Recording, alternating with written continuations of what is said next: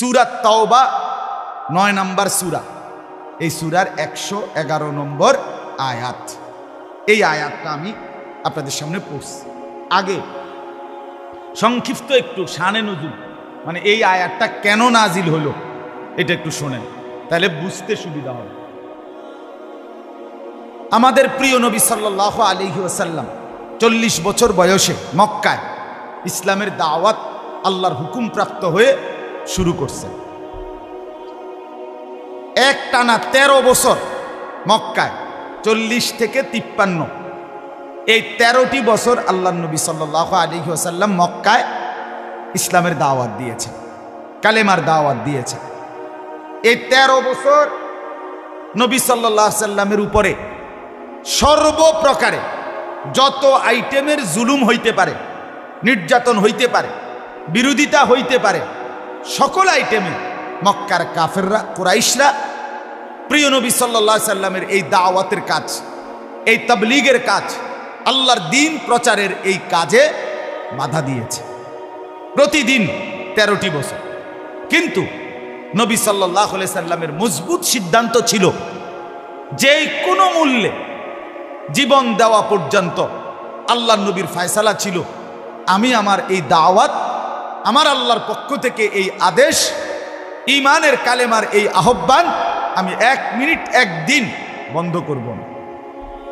ওয়াল্লাহি লা ওয়াদাতুমুশ শামসা ফি ইয়ামিনি ওয়াল কামারা ফি ইয়াসারি ওয়া আমারতুম আন আতরুকা হাদিহি দাওয়া লান আতরুকাহা হাত্তা উনাফফিজাহা আও আমুতা ইলাল্লাহ। হাদিসের মধ্যে আছে, নবীজি বলেন, আল্লাহর কসম মক্কাবাসী, যদি তোমরা আমার হাতে, ডান হাতে আসমানের সূর্য এনে দাও, আর বাম হাতে যদি আসমানের চাঁদ এনে দাও, আর বিনিময়ে যদি আমাকে বলো কালেমার দাওয়াত ছেড়ে দিতে, আল্লাহর কসম আমি মুহাম্মদ এই দাওয়াত ছাড়ব না। হাত্তা উনাফফিজাহা, এই কালেমা জমিনে প্রতিষ্ঠিত হবে, আও আমুতা ইলাল্লাহ, অথবা আমি জীবন দিয়ে আল্লাহর কাছে চলে যাব, এটাই সমাধান।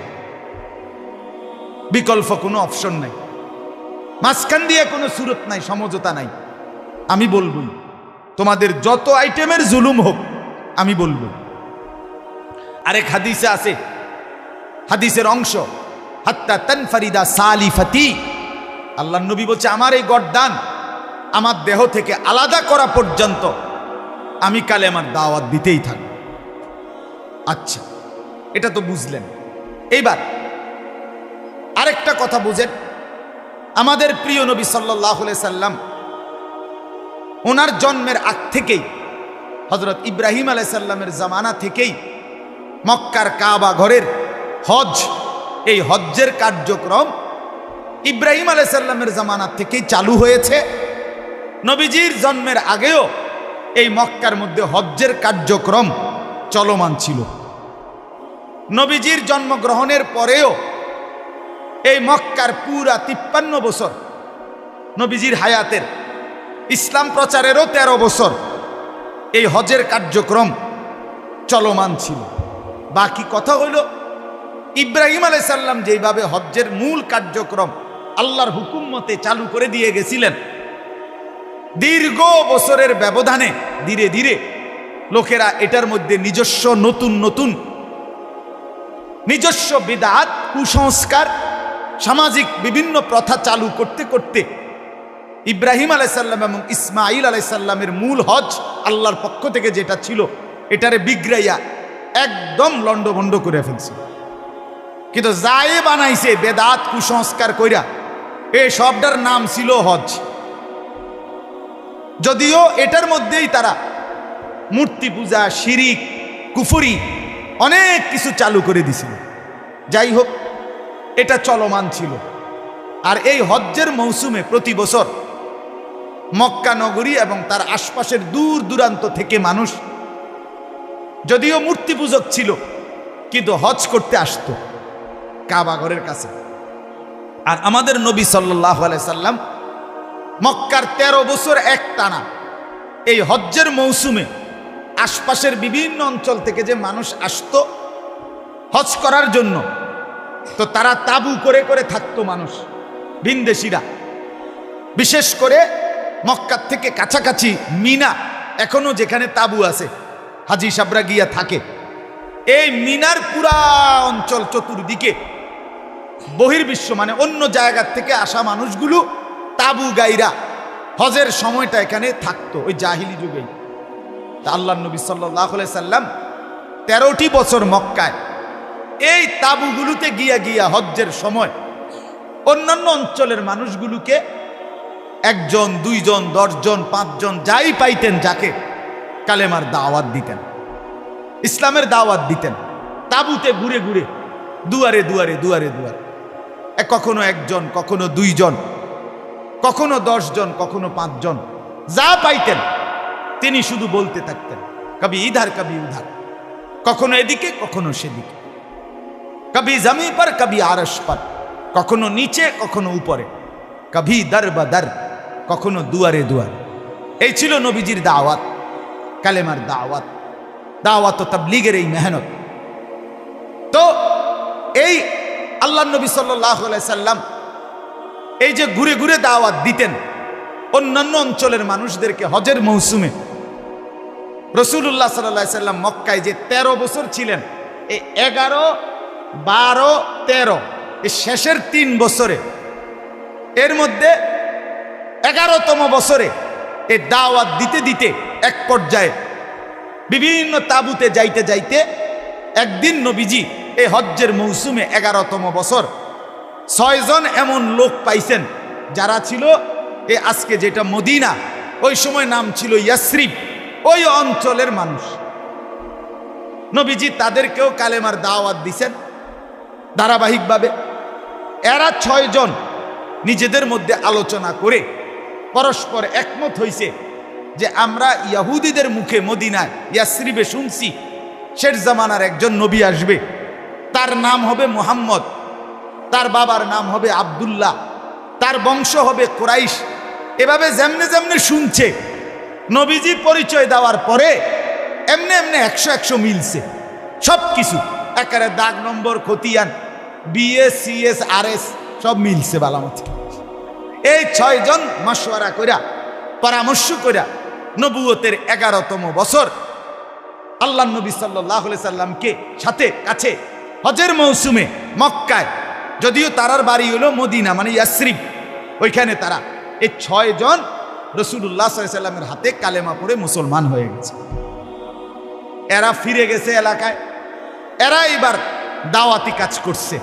পরের বছর, আমি সংক্ষেপে বলতেছি, পরের বছর মানে 12তম বছর এরা আগের 5 জন ওই গত বছরের আর নতুন করে আরো 7 জন লোক ওই ইয়াসরিব মদিনার থেকে আনছে। আইনা এবার হলো কয়জন? এই দ্বিতীয় বছর 12 জন ওনারা রাসূলুল্লাহ সাল্লাল্লাহু আলাইহি সাল্লামের হাতে 12তম বছরে ওনারা কালেমা পড়ে মুসলমান হয়েছে। এই হইল এবার 12 জন। তৃতীয় বছর এ মানে শেষ বছর, 13তম বছর নবীজির মক্কার জীবনের 13তম বছর। এই দিন এই বছরে হজ্জের সময় ওই ইয়াসরিব থেকে এই 12 জন মেহনত কইরা এক বছরে এইবার তারা নতুন করে লোক আনছে সর্বমোট 72 জন। 72 জন, এর মধ্যে 70 জন পুরুষ, 2 জন নারী। এই 72 জন আল্লাহ রাসূল সাল্লাল্লাহু আলাইহি ওয়াসাল্লামের হাতে কালেমা পড়ে মুসলমান হয়েছে। এখন কথাটা বুঝেন, এই তৃতীয় বছর মানে 13তম বছর কালেমা পড়ছে কতজন? কথা বলেন না, 72 জন। এরা এই যে 13 বছর নবীজির উপরে অকথ্য জুলুম নির্যাতন চলতেছে, এটি তো যে 3 বছর ধরে তারা শুনছে না, এরাও শুনছে।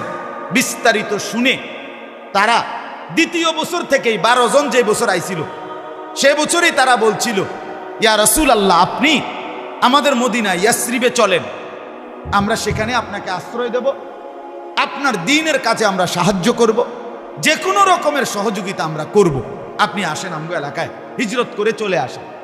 আল্লাহ নবী ওই বছর ফিরায় দিছে যে না, আচ্ছা ঠিক আছে, আমি এটা দেখব, আমার আল্লাহর ফয়সালা যখন তখন। কিন্তু এই শেষ বছর 13তম বছর যখন মানে তৃতীয় বছর যখন এবার মুসলমান হয়েছে কত? ৭২ জন। এবার সংখ্যাটা একটু ভারী কিনা? এবার ৭২ জন এক যুগে প্রিয় নবী সাল্লাল্লাহু আলাইহি সাল্লামকে জোরালো অনুরোধ করছে, ইয়া রাসূলুল্লাহ, কোনোভাবে আপনি আর এই মক্কায় থাইকেন না, আপনার উপরে দিনকে দিন জুলুম, অত্যাচার, নির্যাতন সীমা ছাড়ায় গেছে, আপনি আমাদের ইয়াসরিবে আসেন, আমরা সবাই মিলে ইসলাম গ্রহণ করবে, বাকি লোকরাও, আর আমরা আপনাকে আপন করে নেব। এই বছর আল্লাহর ইশারায় আল্লাহ নবী সাল্লাল্লাহু আলাইহি ওয়াসাল্লাম সম্মতি দিছে, রাজি হইছে আর কি, যে ইনশাআল্লাহ আমি রাজি হলাম, কিছুদিনের মধ্যেই আমার সাহাবীরা হিজরত করবে, আর আল্লাহ তাআলা চূড়ান্ত যখন টাইম বলবে তখন আমিও হিজরত করব। আল্লাহ নবী সাল্লাল্লাহু আলাইহি সাল্লাম কথাটা বুঝেন, এ কথা তখন সিদ্ধান্ত হইল, তখন মক্কার কয়েকজন সাহাবী ওই মদিনার ৭২ জনকে বলল যে তোমরা যে নবীকে নিবা, এর মধ্যে রাসূলুল্লাহ সাল্লাল্লাহু আলাইহি সাল্লামের চাচা আব্বাস, উনি তখনও কালেমা পড়ে নাই, কিন্তু ওই তৃতীয় বায়াতের সময়, তৃতীয় বছর নবীজি উনাকে সাথে রাখছিলেন, ওনাকে আদর করত, পরে কালেমা পড়ছে। এই চাচা বিশেষ করে বলছে মদিনার এই ইয়াসরিবের ৭২ জনকে যে তোমরা যে আমার ভাতিজা মোহাম্মদকে নিতে চাচ্ছ, গোটা মক্কা সমস্ত কুরাইশ কিন্তু তার বিরুদ্ধে, এখন তাকে যে তোমরা সেখানে নিবা, তাকে নিরাপত্তা দিতে হইলে, আশ্রয় দিতে হইলে তোমরা কিন্তু এই কুরাইশদের, মক্কার লোকদের ভীষণ বিরোধিতার মুখোমুখি হইবা, যুদ্ধ করতে হবে, জান বাজি রেখে, লড়াই করে, জীবন বাজি রেখে রাসূলুল্লাহ সাল্লাল্লাহু আলাইহি সাল্লাম মুহাম্মদকে তোমরা রক্ষা করতে হবে।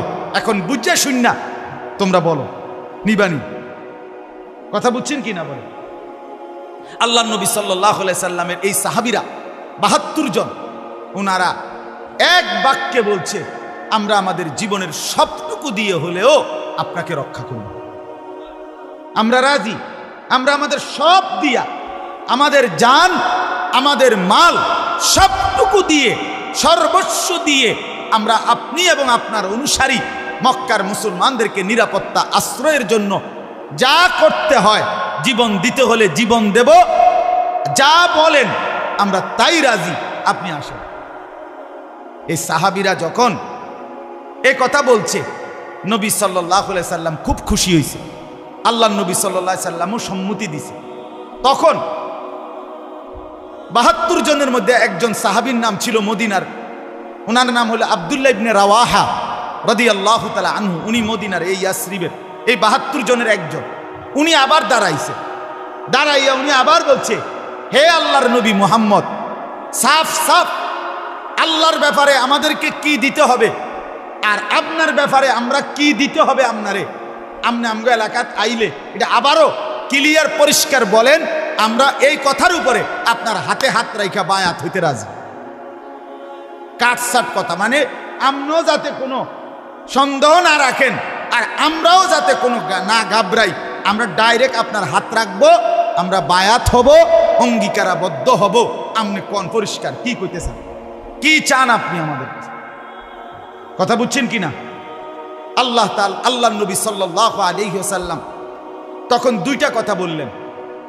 এক নাম্বার, আল্লাহর ব্যাপারে তোমাদের কাছে আমার চাওয়া, জীবনের শেষ সেকেন্ড পর্যন্ত, শেষ নিঃশ্বাস পর্যন্ত আল্লাহর সাথে শিরিক করতে পারবা না, আল্লাহকে ছাড়তে পারবা না। দুই, আমার ব্যাপারে তোমাদের কাছ থেকে আমার ওয়াদা নিতে চাই, আমাকে রক্ষা করতে গিয়ে আমার ইসলামের জন্য তোমরা তোমাদের জান, তোমাদের মাল সবটুকু দিতে, এমনকি শহীদ হওয়ার জন্য যদি রক্ত দিতে হয়, জীবন দিতে হয়, তবুও তোমরা দিতে রাজি। এই কথার উপরে তোমরা আমার হাতে বায়াত হবে। খোদার কসম, তাফসীরের মধ্যে আছে, তারিখের মধ্যে আছে, এই ৭২ জন সাহাবী ইয়াসরিবের, ওনারা বলছে, হে আল্লাহর রাসূল, আমরা উভয় কথার উপরে রাজি, মৃত্যু পর্যন্ত জবান দিলাম আল্লাহর সাথে শিরিক করব না, জীবনের সবটুকু হারাইতে রাজি, আল্লাহকে হারাবো না। সুবহানাল্লাহ। মুমিন আল্লাহকে হারায় না, মুমিন আল্লাহকে ভুলে না, বাপ ইমানদার আল্লাহকে ভুলে না। আজ আমরা শুধু খাট পালং আর সোফা, আজ আমরা শুধু ঘর বাড়ি আর বিল্ডিং, আজকে শুধু আমরা দুনিয়ার একটু মাতবরি, এটুকুর জন্য আল্লাহকে ছেড়ে দেই, আখেরাতকে ছেড়ে দেই। ৭২ জন সাহাবী মজবুতভাবে বলছে আল্লাহর সাথে শিরিক করব না, আল্লাহকে ছাড়ব না।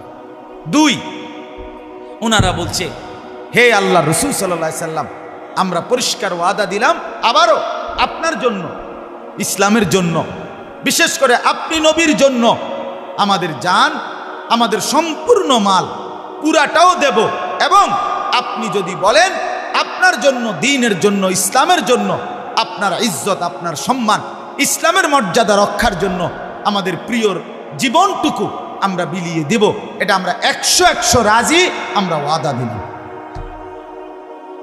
আল্লাহ রসুল সাল্লাল্লাহু আলাইহি সাল্লাম এই ৭২ জন সাহাবীর কে এই নিজের হাত মুবারকের উপরে রাইখা বায়াত করাইছেন এই কথার উপর, আল্লাহর সাথে শিরিক করবা না, ইসলামের জন্য, আমি রসুলের জন্য নিজেদের জান মাল সবটুকু দিবা, প্রয়োজনে শহীদ হবা, জীবন দিবা, এই ওয়াদা করো। সাহাবীরা বায়াত করছেন, ওয়াদা করে ফিরে গেছেন। এই অবস্থায় এই বায়াত, এই শপথ, এই অঙ্গীকার, এই মজবুত সিদ্ধান্তের উপরে খুশি হয়ে আল্লাহ তাআলা তখন সূরা তাওবার এই ১১১ নম্বর আয়াত নাযিল করছে। আল্লাহ তাআলা আরশ আজিম থেকে ঘোষণা দিছে, বন্ধু কারবারটা করলো কি? আপনার অনুসারীরা বলল জান এবং মাল পুরাটাই দিবে, তারা আপনার জন্য, দ্বীনের জন্য। বন্ধু আমিও ঘোষণা দিলাম, আমিও ওই জান আর মাল, আপনার এই সাহাবী এদের জান আর মাল আমি আল্লাহ আরশ আজিম থেকে বলতেছি আমিও কিনে নিলাম, বিনিময়ে আমার জান্নাত দিয়ে দিলাম।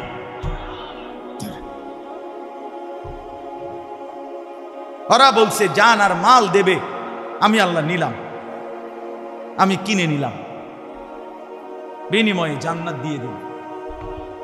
ইন্নাল্লাহ আশতারা, নিশ্চয়ই আল্লাহ কিনে নিয়েছেন, মিনাল মুমিনিনা, ঈমানদারদের থেকে, আনফুসাহুম ওয়া আমওয়ালাহুম, তাদের জান এবং মাল, বিআন্না লাহুমুল জান্নাহ, এই মূল্যে যে তাদেরকে জান্নাত দিয়ে দিবেন। আল্লাহ বলেন বন্ধু এরা ওয়াদা দিয়েছে, ইউকাতিলুনা ফি সাবিলিল্লাহ, তারা জীবনপণ মৃত্যু পর্যন্ত আল্লাহর রাস্তায় জিহাদ করবে, আল্লাহর রাস্তায় জীবন দেবে, আল্লাহর রাস্তায় যুদ্ধ করবে, ঈমান বাঁচানোর জন্য, ইসলামের জন্য তারা যুদ্ধ করবে, জিহাদ করবে, তারা সংগ্রাম করবে। ফায়াকতুলুনা ওয়া ইউকতালুন, কাফের বেঈমানকে মারবে এবং প্রয়োজনে ওয়া ইউকতালুন, নিজেরাও শহীদ হবে। আল্লাহ বলেন আমি এই কথার উপরে খুশি হইলাম, বিনিময়ে আমিও নিলাম, আমার জান্নাতও দিলাম। সুবহানাল্লাহ, ওয়াদান আলাইহি হাক্কান, আল্লাহ বলে এটা কিন্তু আমার পাক্কা ওয়াদা, আমি যে জান্নাত দেমু কইছি এটা আমার পাক্কা ওয়াদা, মজবুত ওয়াদা। এরপরে আল্লাহ বলেন বন্ধু এদেরকে শুনাইয়া দেন পিছনের তাওরাত কিতাব, পিছনের ইনজিল কিতাব আর আজকের এই কোরআন, সব কিতাবে আমি এই ওয়াদা দিলাম যে আমি আল্লাহ, কোন মুমিন যদি তার জান এবং মাল আমাকে দিতে রাজি হয়, আমি আল্লাহ আমার জান্নাত তাকে দিয়ে দিলাম।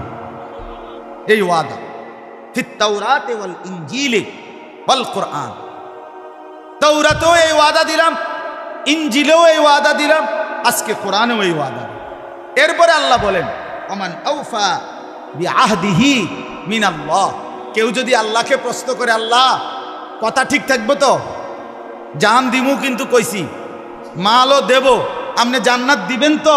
আল্লাহ বলে আরে বান্দা বলো কি, আমি আল্লাহর চাইতে ওয়াদা রক্ষাকারী বেশি আর কে? ওমান আওফা বিআহদিহি মিনাল্লাহ, আল্লাহর চাইতে বেশি ওয়াদা রক্ষাকারী কে হইতে পারে? কে হইতে পারে? এরপরে আল্লাহ বলেন ফাস্তাবশিরু বিবাইইকুমুল্লাযী বায়াতুম বিহি, অতএব হে আমার বান্দারা, আমি আল্লাহর সাথে যেই লেনদেন করছো, আমার রসুলের কাছে যেই লেনদেন করছো, যেই ওয়াদা করেছো, এই ওয়াদার বরকতে, এই বেচা কিনার বরকতে, এই লেনদেনের বরকতে জান্নাতের সুসংবাদ নিশ্চিন্তে গ্রহণ করো। ওয়াদালিকা হুয়াল ফাউজুল আযীম। আর এটাই হলো আল্লাহ বলে মুমিনের সবচেয়ে বড় সফলতা। মুমিন জীবন দিবে, মুমিন জান দেবে, মুমিন মাল দেবে, মুমিন তার জিন্দেগীর সবটুকু আল্লাহকে দিবে, বিনিময়ে আল্লাহ থেকে জান্নাত নেবে।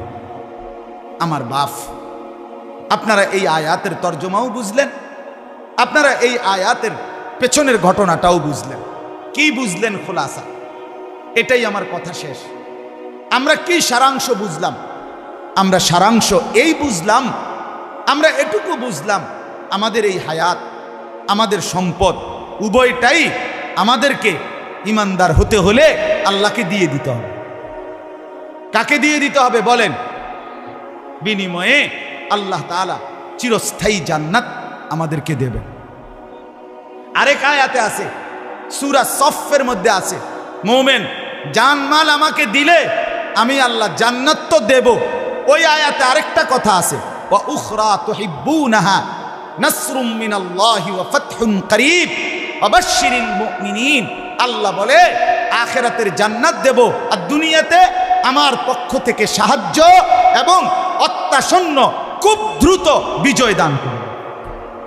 কিন্তু মুসলমান বাপ আমার, বন্ধু আমার, আমি আগে রেডি হইতে হবে, আমি আল্লাহকে দেব কিনা, বিনিময়ে আল্লাহ আমাকে দেব।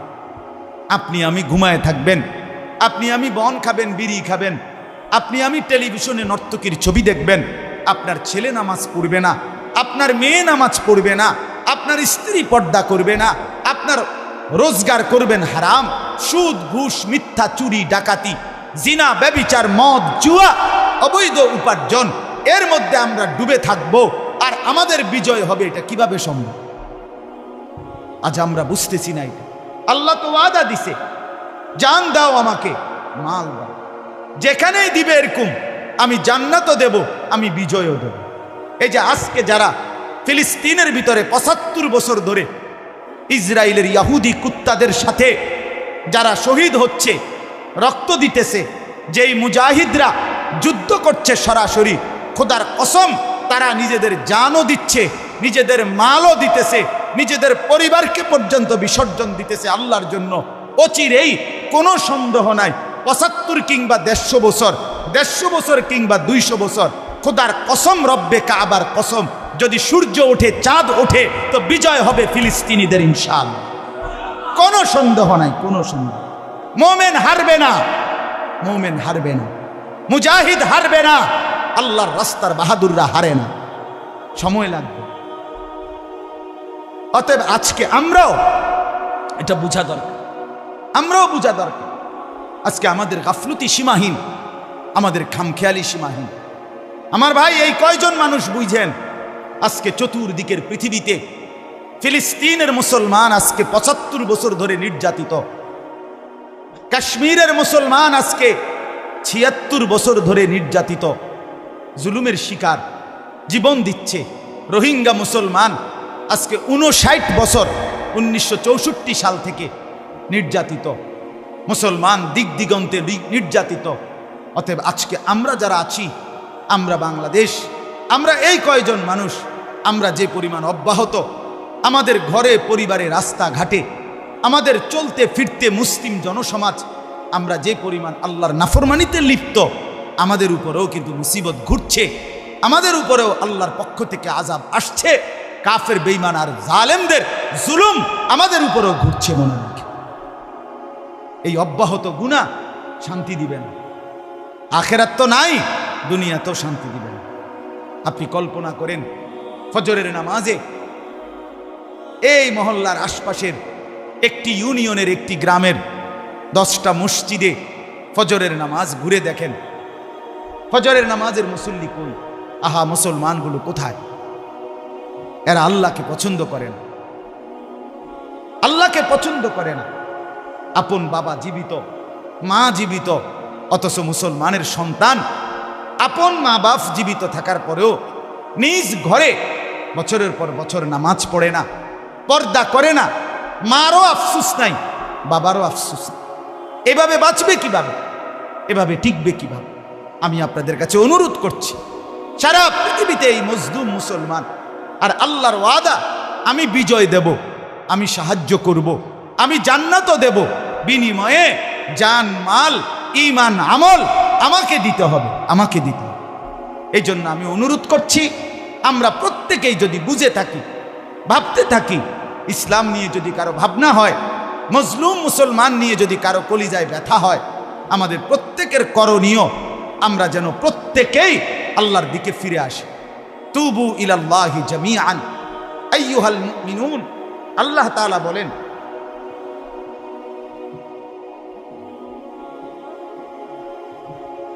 আল্লাহ তাআলা বলেন, হে ঈমানদারগণ, হে মুমিনগণ, তোমরা সকলেই আল্লাহর দিকে ফিরে আসো, আল্লাহর দিকে ফিরে আসো, লাআল্লাকুম তুফলিহুন, তাহলেই তোমরা সফল হবে, তাহলেই তোমরা কামিয়াব হবে। আল্লাহর দিকে না ফিরলে, সেজদা না করিলে, আমরা আল্লাহকে না ডাকলে, আল্লাহর গোলামি না করলে আমাদের বিজয় আসবে না, আমাদের সফলতা আসবে না। আমি অনুরোধ করছি, একজন হলে একজনই বুঝেন, 10 জন হইলে 10 জন বুঝেন। একটা যুবকও যদি বুঝে থাকো বাপ, আমি অনুরোধ করছি, তুমি না ফিরলে, তুমি সেজদা না দিলে, তুমি আল্লাহর নাফরমানি না ছাড়লে ইসলামের বিজয় আসবে না। তুমি উলঙ্গ ছবি দেখলে, নর্তকীর নাচ দেখলে, বেনামাজি জিন্দিগি দিনের পর দিন কাটাইলে, আমার বন্ধু, এভাবে জিন্দিগি আমাদের সুখ আসবে না। আখেরাত তো নাই, দুনিয়াও না। আমি অনুরোধ করলাম, আমরা প্রত্যেকে ইনশাআল্লাহ আল্লাহর দিকে ফিরি, নিজের স্ত্রী, নিজের ছেলে, নিজের মেয়ে, নিজের মা, নিজের বোনকে আল্লাহর বন্দিগি, ঈমান, আমল, পর্দা, পুশিদা, নামাজের উপরে অভ্যস্ত করার চেষ্টা করব, বলেন ইনশাআল্লাহ। সর্বশেষ একটা আবেদন আছে, সেই আবেদনটা হলো, আপনারা সবাই জানেন ফিলিস্তিনের মজলুম মুসলমান, লক্ষ মুসলমান বাড়িহারা, ঘরহারা, একটা ঘর, 23 লাখ মুসলমানের একটা ঘর আর মাটির উপরে অক্ষত নাই। হাজার হাজার মুসলমান, মা, মেয়ে, নারী, শিশু, বাচ্চা রক্তে জমিন ভাসতেছে। মুসলমান তার লাশটুকু আপন মাতৃভূমিতে, ইয়াহুদি এই কুত্তারা, ইসরায়েলের এই বেঈমান, ইউরোপের এই জারজ সন্তান, এই সন্ত্রাসী ভাড়াটে মাস্তান, এরা এইখানে মুসলমানের জমিনে মুসলমানের লাশটা পর্যন্ত দাফন করতে দিচ্ছে না। আজকে তাদের এই আস্ফালন, মাত্র 92 লক্ষ ইসরায়েলের জনশক্তি, এই অল্প কিছু কাফের 180 কোটি মুসলমানের বিরুদ্ধে অহংকার জুলুম করছে, আমেরিকার, ইউরোপের দাপটের উপরে ভরসা করে। এই জন্য আমরা বিনীত অনুরোধ করছি, সারা পৃথিবীর মুসলমানদের আবেদন এটা, আমরা যেন ঘরে ঘরে আমাদের মা, আমাদের মেয়ে, আমাদের স্ত্রী, আমাদের ছেলে, আমাদের ভাই, যার রক্তে ঈমানের রক্ত আছে, মুসলমান মায়ের পবিত্র দুধ যারা খাইছেন, যারা ইসলাম পরিচয় দেন, আপনাদের সবার কাছে অনুরোধ, কমপক্ষে এই একটা প্রতিবাদ, যে মার্কিন এবং ইসরায়েলি পণ্য আমরা সবাই বর্জন করব ইনশাআল্লাহ। বলেন ইনশাআল্লাহ, বলেন ইনশাআল্লাহ।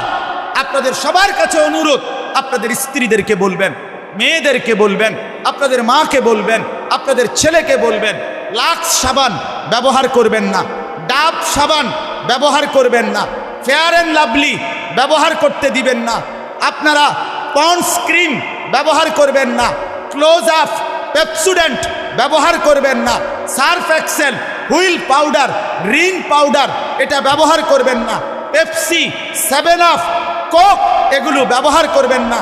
কিনলে একটা পানির বোতল আছে, একুয়াফিনা একটা পানির বোতল আছে, এগুলো আপনারা ব্যবহার করবেন না। মার্কিন এবং ইসরায়েলি এই বেঈমানদের পণ্যের উপরে থুতু মারবেন, থুতু মারবেন, থুতু মারবেন আপনারা। বলেন ইনশাআল্লাহ, বলেন ইনশাআল্লাহ। যদি রক্তে ইসলাম থাকে তো এই কথা মনে রাখেন, নাই তো মনে রাখেন, যদি 2 জন 5 জন বলেন যে আমি মানলে আর কি হইব, না কিনলে কি হইব, আমনের মতো 2-4 জন অপদার্থ ইসলাম না মানলেও, ওলা আমাদের কথা না মানলেও আল্লাহর দিন ঠিকই বিজয়ী হবে, মুসলমান হারবে না ইনশাআল্লাহ। আমনে কামে লাগলেন নারী, আমনে কামে লাগছেন নারী, ইসলাম জিতবে, মোমেন জিতবে ইনশাআল্লাহ, ফিলিস্তিনি জিতবে, মুসলিম মুজাহিদরাই ইনশাআল্লাহ জিতবে ইনশাআল্লাহ। অতএব আমরা সবাই আলহামদুলিল্লাহ, আমরা আমাদের মাদ্রাসা আশরাফুল উলুম আপনারা জানেন, বিন্দারচর আমাদের যে মাদ্রাসা, প্রায় 400 ছাত্র আমাদের মাদ্রাসায়। আমরা বলার পরে আমাদের এই ছোট্ট ছোট্ট বাচ্চারা তাদের প্রত্যেকের কাছে সাবান, ছোট শ্যাম্পু, যা যার কাছে ছিল, পেপসুডেন্ট, ক্লোজ আপ, মানা হয় 3 বালতি, সব কিছু জমা দিয়া ফেলায় দিছে, সব কিছু ফেলে দিছে। বলছে যে একটা পণ্য যেন আমরা না ব্যবহার করি, ঘরকে ঘর, ঘরকে ঘর। আমাদের বাচ্চারা পর্যন্ত ইনশাআল্লাহ বলছে যে চিপস যেন হয়, মার্কিন পণ্য না হয় কোনো কিছু। এই জন্য আমরা মার্কিন এবং ইসরায়েলি পণ্য বর্জন করব, বলেন ইনশাআল্লাহ। আমাদের মাকে বলবেন, আপনার স্ত্রীকে বলবেন, ফেয়ার এন্ড লাভলি ছাড়াই তোমারে সুন্দর লাগে, লাখ সাবান না ডললেও তোমারে ভাল লাগে, বলেন বলেন ইনশাআল্লাহ, বলবেন তো ইনশাআল্লাহ। এটা বড় প্রতিবাদ হবে, এটা বড় প্রতিবাদ হবে। আমরা কিছুই করতে পারলাম না। আপনি যদি বলেন সার্ফ এক্সেল ছাড়া কাপড় পরিষ্কার ভালো হয় না, লাখ সাবান ছাড়া গাও পরিষ্কার হয় না, ফেয়ার এন্ড লাভলি ছাড়া চেহারা ভালো দেখায় না। আরে বন্ধু, কাপড় যদি একটু কমও পরিষ্কার হয়, কাপড় যদি একটু কমও পরিষ্কার হয়, শরীর যদি একটু কমও পরিষ্কার হয়, এর চাইতে আমার মোমেনের, আমার মা আর বোন, আমার বাচ্চাদের রক্তের দাম আরো বেশি। আমার মা রক্তাক্ত, আমার বোন রক্তাক্ত, আমার বাচ্চা মাসুম ভাইরা লাশের মধ্যে গড়াগড়ি খাচ্ছে, মোমেনের তাজা খুনে জমিন ভেসে গেছে। এই অবস্থায় এতটুকু যেন আমরা করি, করবেন তো ইনশাআল্লাহ। আপনারা দিনকে ভালোবাসবেন, মাদ্রাসাকে ভালোবাসবেন, কোরআনকে ভালোবাসবেন, নিজের ছেলেকে দিন শেখাবেন, মেয়েকে দিন শেখাবেন, বলেন ইনশাআল্লাহ। দিবা নিশি উঠতে বসতে আপনারা প্রত্যেকেই মজলুম ফিলিস্তিনিদের জন্য দোয়া করবেন, করবেন তো ইনশাআল্লাহ। আর্থিক সহযোগিতা করার যদি সুযোগ পান, উলামায়ে কেরাম এবং বুঝমান মানুষ যদি বলে আপনাদেরকে, তো ফিলিস্তিনের মজলুম মুসলমানের জন্য আর্থিকভাবেও সহযোগিতা করবেন, বলেন ইনশাআল্লাহ।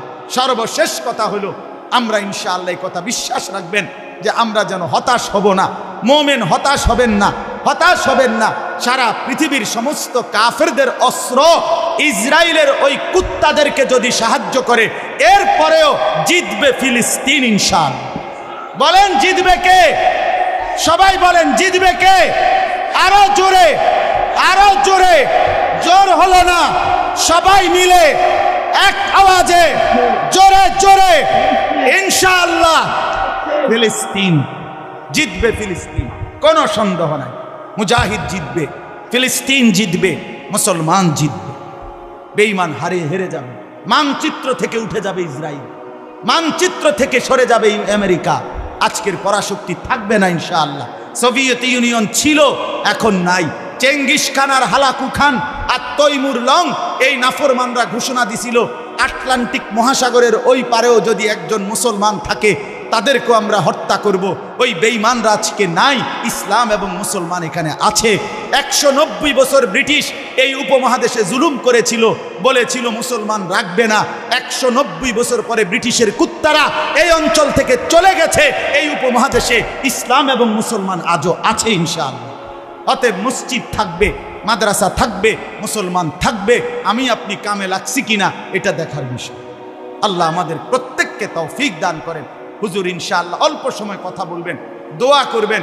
কিছু পুরস্কার আছে মাদ্রাসার, একটু অনুরোধ আমার, আমরাও বসতেছি, দয়া করে কেউ উঠাউঠি না করে সামান্য সময় একসাথে মুনাজাত করে এরপরে উঠবেন ইনশাআল্লাহ। আল্লাহ তাআলা তৌফিক দান করেন। সুবহানাল্লাহ।